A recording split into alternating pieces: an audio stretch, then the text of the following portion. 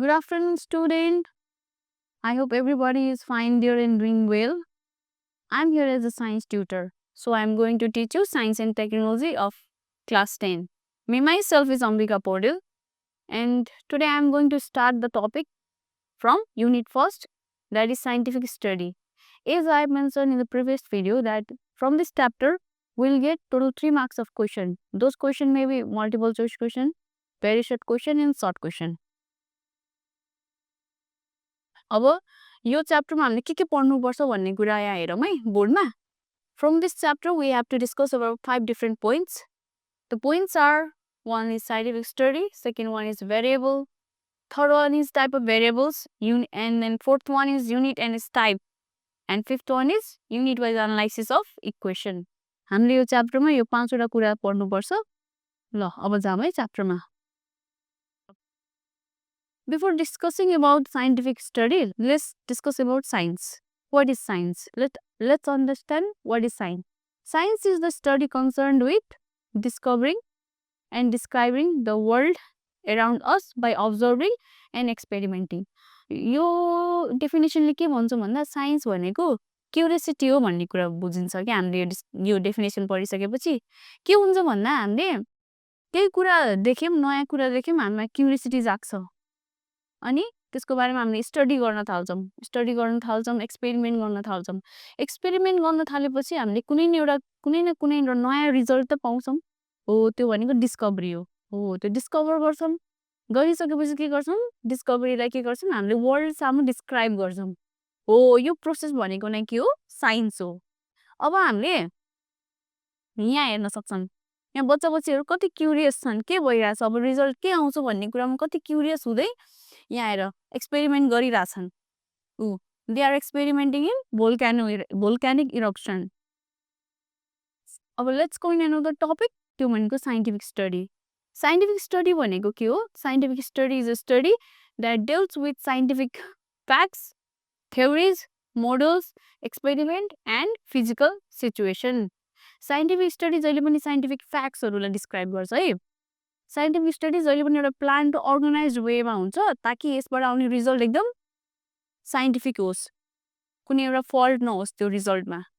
हो अब यसरी हामीले यो अब एक्जाम्पलबाट बुझ्न सक्छौं. अब हामीले यो पिक्चरबाट बुझौं है. के हुन्छ? सेल रुखबाट सर आइजक न्यूटनको टाउकोमा खस्छ. यो सेल खसिसकेपछि सर आइजक न्यूटनको दिमागमा क्युरियोसिटी जाग्छ. के क्युरियोसिटी भन्दा यो सेल किन तल खस्यो, किन माथि गएन? हो त्यो क्युरियोसिटी जागिसकेपछि उले त्यस सम्बन्धी अध्ययन भन्नाले स्टडी सुरु गर्छन्, एक्सपेरिमेन्ट सुरु गर्छन्, स्टडी गर्छन्. स्टडी गर्दै गर्दै गर्दै जाँदा उले के थाहा पाउँछन् भन्दा ग्राभिटेसनल फोर्स हुन्छ यो संसारमा, यो युनिभर्समा, जसले चाहिँ कुनै पनि कुरालाई आफूतिर तान्छ भन्ने कुरा उनले पत्ता लगाउँछन्. हो त्यो उनले पत्ता लगाएको जुन यो ग्राभिटेसनल फोर्स छ नि, त्यो भनेको साइन्टिफिक स्टडी हो. ओके, यति कुरा त बुझ्यौ नि हैन? अब let's go in another topic, that is variable. Variable भन्न साथ के बुझिन्छ? भेरिएबल्स भन्न साथ दैट भेराइज, त्यो चेन्ज भइराख्छ. हो त्यो भनेको भेरिएबल हो. ल यसको डेफिनेसन पढौं त. The positive factor, characteristic or trait that has a direct or indirect relationship with an effect or a phenomenon is known as variable. केही कुरा चेन्ज भइसकेपछि के कस्तो इफेक्ट हुन्छ भन्ने कुरा नै भेरिएबल हो. अब लेट्स गो. अब variable of scientific research. Different type of variables are used in scientific research to get good result. Now anything changing in our surrounding make us curious about the change. हामीले आफ्नो वरिपरि केही कुरा नौलो नयाँ देख्यौं भने हामी क्युरियस हुन्छौं. के कुराको क्युरियोसिटी जाग्छ भन्दा why it is happening, what is happening, what is the cause behind it, what is the effect behind it भन्ने कुरा जस्तो क्वेशन हाम्रो मनमा आउँछ र हामीले त्यसको सल्युसन खोज्छौं हैन. If we see wilted plant in the garden, we just get curious about it. Why it is wilted? What is the cause behind it? What is the effect? जस्तो क्वेशनहरु हाम्रो मनमा आउँछ र हामीले त्यसको सल्युसन खोज्न थाल्छौं. And for a few days we keep that wilted plant in the shade and we pour water on it day and night. After pouring water for day and night and then keeping that plant in the shade, it gets green. त्यो सुकेको पात कस्तो हुन्छ हरियो हरियो हुन्छ त्यो बिरुवा हैन अनि त्यसपछिबाट हामीले के थाहा पाउँछौं भन्दा अब यसबाट हामीले पोजिटिभ फ्याक्टर थाहा पाउँछौं के कारणले रहेछ यो सुकेको भन्दा के त यसमा सनको एक्सपोजर धेरै भयो या यसमा पानीको मात्रा कम भयो भन्ने कुरा हामीले थाहा पाउँछौं त्यसपछिबाट आउँछ इफेक्ट ओ यो एक्सपोजर सन एक्सपोजर धेरै हुनु र पानीको मात्रा कम हुनुले के गर्यो भन्दा यसलाई सुकायो विल्टेड गरायो हैन किन किन विल्टेड गरायो भन्दा the rigidity of stem depends on the amount of water स्टीमको रिजिडिटी केमा डिपेन्ड हुन्छ अमाउन्ट अफ वाटर हामीले कति पानी हाल्यौं हो यो कुरा बुझाउँछ हो यहाँबाट हामीले के थाहा पाइन्छ भन्दा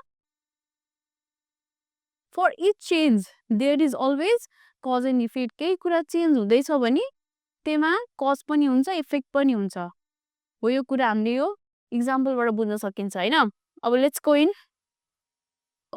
अनदर टपिक अब जाम हामी टाइप्स अफ भेरिएबलमा भेरिएबलको कति टाइप हुन्छ 3 types they are independent variable dependent variable control variable अब हजुरलाई मैले यसको डेफिनेसन बुझाउनु भन्दा पहिला मैले हजुरलाई यो डिपेन्डेन्ट इन्डिपेन्डेन्ट र कन्ट्रोल भेरिएबल इक्जाम्पलबाट बुझाउँछु है let's go in example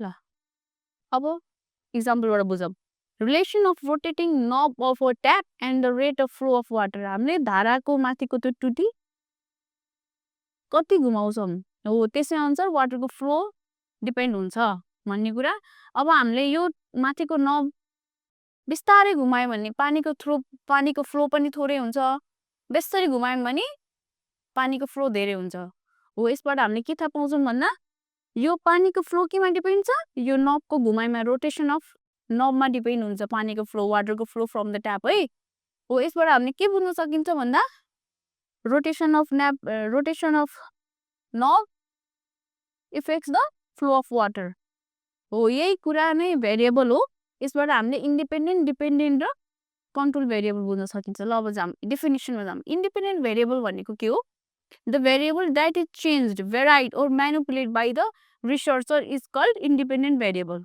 independent variable भनेको के रहेछ जुन चाहिँ चेन्ज गर्न मिल्ने रहेछ रिसर्चरले म्यानिपुलेट गर्न मिल्ने रहेछ हो त्यो भनेको के रहेछ इन्डिपेन्डेन्ट भेरिएबल जस्तै अघि धाराको त्यो इक्जाम्पल लिँदा के चेन्ज गर्न मिल्यो थियो त्यो रोटेसन अफ नब चेन्ज गर्न मिल्यो थियो हैन हो त्यो चेन्ज रोटेसन अफ नब के रहेछ भन्दा इन्डिपेन्डेन्ट भेरिएबल रहेछ त्यसपछि अब चाहिँ डिपेन्डेन्ट भेरिएबलमा जाम the variable in a scientific experiment that is observe and measured to determine the effect or outcome of the independent variable.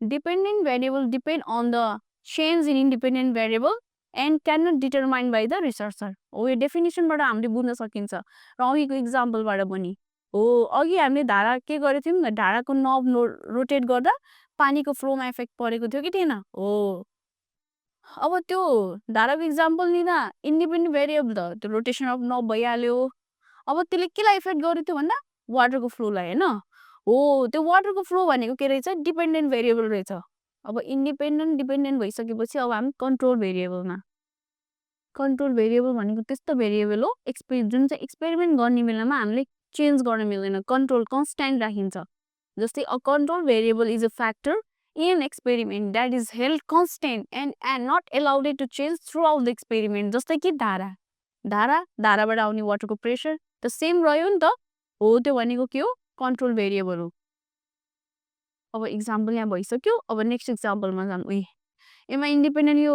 Rotation of knob and the flow of water from the टेपमा independent variable के रहेछ what I change मैले के change गरेँ भन्दा magnitude of rotation of नब कति घुमाएँ माथि धाराको नब होइन अब इन्डिपेन्डेन्ट भेरिएबल भनेको वाट आई अब्जर्भ के इफेक्ट भयो भने amount of water flow from per minute हैन एन्ड देन अब कन्ट्रोल के रह्यो यसमा वाटर प्रेसर जुन चाहिँ सेम रह्यो okay let's go with other example to understand the term independent variable dependent variable and control variable okay the stretching of rubber band and a distance cover by a paper bullet यो भनेको के हो यो भनेको थाहा होला नि सबैलाई गुलेली भन्ने त थाहा होला होइन हो गुलेलीमा के हुन्छ क्याटापुलमा के हुन्छ रबर ब्यान्ड हुन्छ जुन चाहिँ तन्किन्छ होइन अब के हुन्छ भन्दा यसमा in this experiment the thickness of rubber band and the size of paper bullet is same. Experiment गर्ने क्रममा हामीले यो रबर ब्यान्डको मोटाइ र त्यो पेपर बुलेटको साइज कन्स्टेन्ट राख्छौँ अनि के हुन्छ भन्दा हामीलाई थाहा छ हामीले as we know that how much we stretch the rubber band the distance covered by the paper bullet is different. हामीले रबर ब्यान्ड थोरै तन्कायौँ भने यो पेपर बुलेट सानो डिस्टेन्स स्मल डिस्टेन्स कभर गर्छ एन्ड देन अलिक धेरै तन्कायौँ भने यसले लङ डिस्टेन्स कभर गर्छ भन्ने कुरा हो. अब यो एक्सपेरिमेन्टमा हामीले थाहा पाउँछौँ. यो एक्सपेरिमेन्टमा हामीले के बुझ्छौँ भन्दा यो एक्सपेरिमेन्टमा इन्डिपेन्डेन्ट भेरिएबल के रहेछ. वाट आई चेन्ज के चेन्ज गऱ्यौँ हामीले स्ट्रेचिङ होइन रबर ब्यान्डको स्ट्रेचिङ चेन्ज गऱ्यौँ. कसरी थोरै स्ट्रेच गऱ्यौँ सानो डिस्टेन्स कभर गऱ्यौँ धेरै स्ट्रेच गऱ्यौँ लङ डिस्टेन्स कभर गऱ्यो हो. यसमा इन्डिपेन्डेन्ट भेरिएबल के रहेछ चेन्ज के रहेछ स्ट्रेचिङ अफ रबर ब्यान्ड रहेछ. अब जाम डिपेन्डेन्ट भेरिएबल के इफेक्ट पर्यो त स्ट्रेचिङ गरिसकेपछि के इफेक्ट देखियो त भन्दा त्यो पेपर बुलेटले कभर गर्ने डिस्टेन्समा इफेक्ट देखियो होइन हो. The distance travel by the paper bullet त्यो भनेको के रहेछ डिपेन्डेन्ट भेरिएबल रहेछ. र मैले पहिले मेन्सन गरिसकेको थिएँ कि we keep the thickness of rubber band and the size of paper bullet same. So यसमा कन्स्ट्यान्ट कन्ट्रोल भेरिएबल के रहेछ what I keep the same thickness of rubber band र साइज अफ पेपर बुलेट हो. यसरी हामीले independent dependent र control भेरिएबललाई बुझ्न सकिन्छ. Let's go in next topic that is things to be considered about variables. while using variables we have to consider some things and that is where I'm going to explain. Okay, let's begin. In experiment there should be always one dependent and one independent variable, and dependent variable should always be effect and independent variable should always be cause. जस्तै हामीले अघिको इक्जाम्पलमा हेर्यौँ हामीले त्यो rubber band जति stretch गऱ्यौँ त्यो cause भयो होइन इन्डिपेन्डेन्ट भेरिएबल भयो. अनि द डिस्टेन्स कभर भयो पेपर बुलेट त्यो भनेको के भयो डिपेन्डेन्ट भेरिएबल भयो जुन चाहिँ इफेक्ट भयो जुन चाहिँ के इफेक्ट गर्यो स्ट्रेचिङ अफ द रबर ब्यान्डले इफेक्ट गर्छ है. एन्ड देन अब अर्को टपिकमा जाऊँ. Let's go in another topic that is while showing the relationship between independent and dependent variable in graph the dependent variable should be plotted in y-axis. के हो भन्दा हामीले ग्राफमा प्लट गरेर यदि इक्जाम्पल सो गर्न सक्छौँ. You can see this is graph and this is x-axis and this is y-axis and this is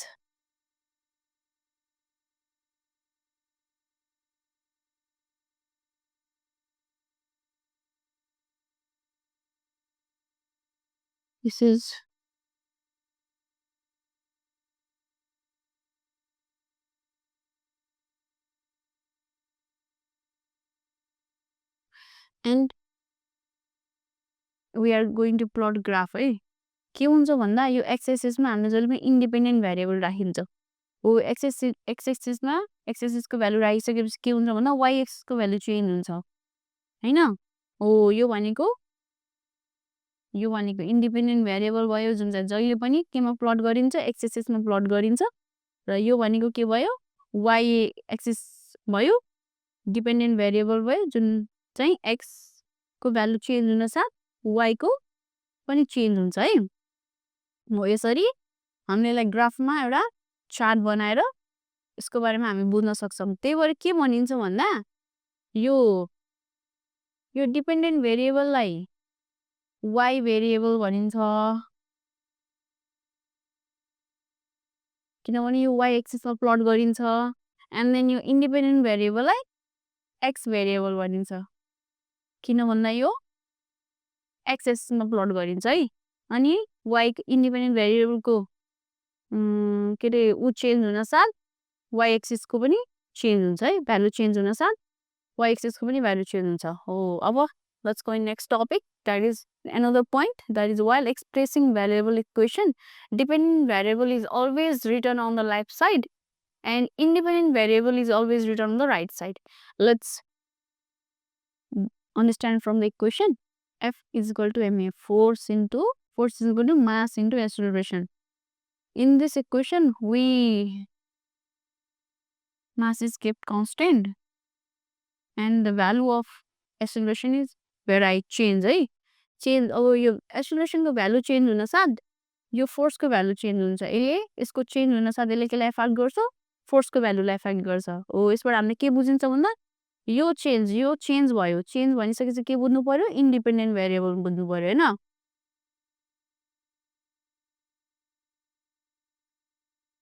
अनि यो इफेक्ट चेन्ज हुन साथ केलाई इफेक्ट गर्छ फोर्सको भ्यालुलाई इफेक्ट गर्छ त्यही भएर यो के भयो